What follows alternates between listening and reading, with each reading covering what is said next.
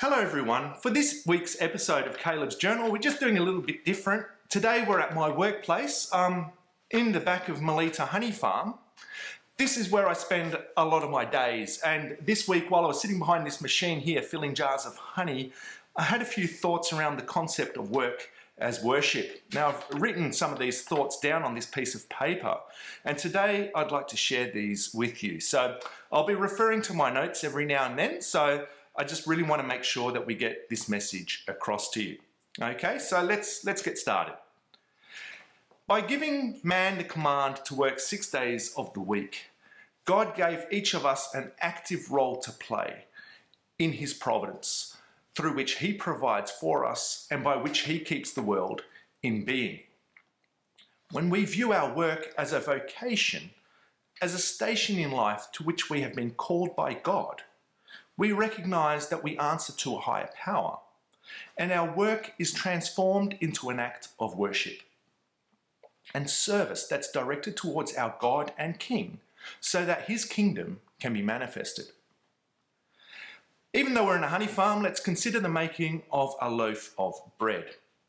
Okay, so God rules that entire process. He provides the earth in which to plant the seed.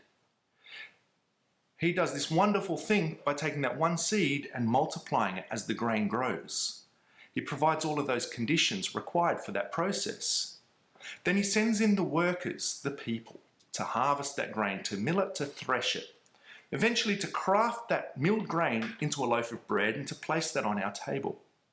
God rules that entire process, but humans are obviously involved, and every human being that is involved in that process is working hand in hand with God. So when we view our work from this perspective, our focus is on being faithful servants through striving after holiness and godliness, so that the end result, God is glorified, that his faithfulness is made visible. That's what we do when we focus on being. As a result of that, we can rest in the providence of our God and King, because he will faithfully provide for us when we follow his call. And we can be assured that God will deliver on his promise and that our life is secured. However, today, most people no longer view their work as a vocation, but rather as an occupation. The fact that our work is directed by God is no longer recognized, and instead many believe that it is man himself that directs his work. The focus has shifted from being to doing. Man gets busy doing.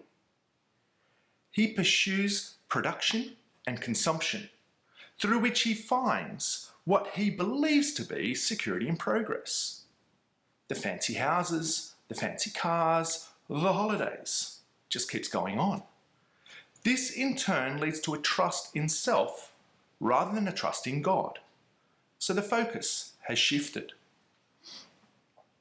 The perspective that this has removes God from his position as king over his kingdom, and man places himself upon that throne.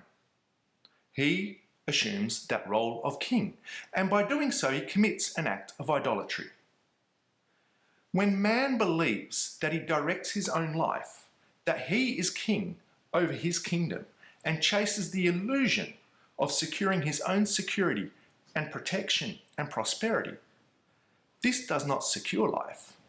It leads to burnout and death. Work is worship, and how we approach our work determines the God we serve and the kingdom that we are building.